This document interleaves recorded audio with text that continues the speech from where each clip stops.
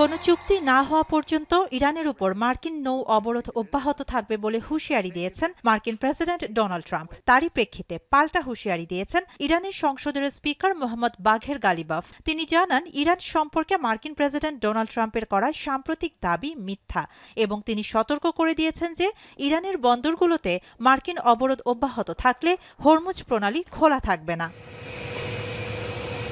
এর আগে ট্রাম্প আরও দাবি করেন, ইরানের সাথে যুক্তরাষ্ট্রের আলোচনা বেশ ভালোভাবেই এগোচ্ছে। ইরান তার সমৃদ্ধ ইউরেনিয়াম যুক্তরাষ্ট্রে স্থানান্তরের অনুমতি দিতে রাজি হয়েছে।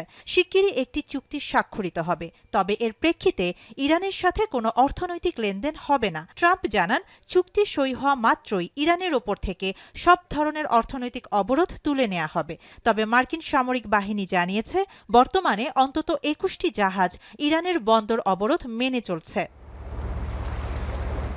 ইরানের জাতীয় নিরাপত্তা কমিটির মুখপাত্র ইব্রাহিম রেজাই বলেছেন, প্রচলিত পদ্ধতিতে জাহাজ চলাচলের উপর শুল্ক আরোপ করবে না তেহরান।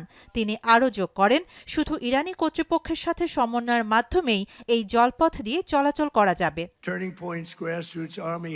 এদিকে ইরান ইস্যুর পাশাপাশি আবারও মিত্রদের সমালোচনা করেছেন ট্রাম্প। ন্যাটোর উপর ক্ষোভ প্রকাশ করে তিনি বলেছেন, প্রয়োজনে যুক্তরাষ্ট্রকে অবশ্যই নিজের উপর নির্ভর করতে হবে, কারণ কঠিন সময়ে ন্যাটো যুক্তরাষ্ট্রের পাশে ছিল না।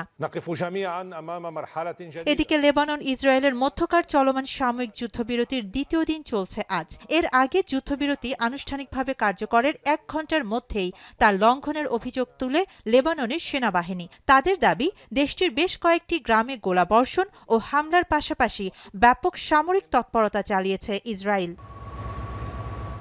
এদিকে রাশিয়া থেকে তেল কেনার বিশেষ অনুমতি সব দেশের জন্য আরও ১ মাস বাড়িয়েছে যুক্তরাষ্ট্র। শাহানা জাহান, এখন বিশ্ব। শিয়া বাটার ও ভিটামিন ই সমৃদ্ধ লিলি বিউটি সোপ, তারুণ্যময় উজ্জ্বল ত্বকের জন্য।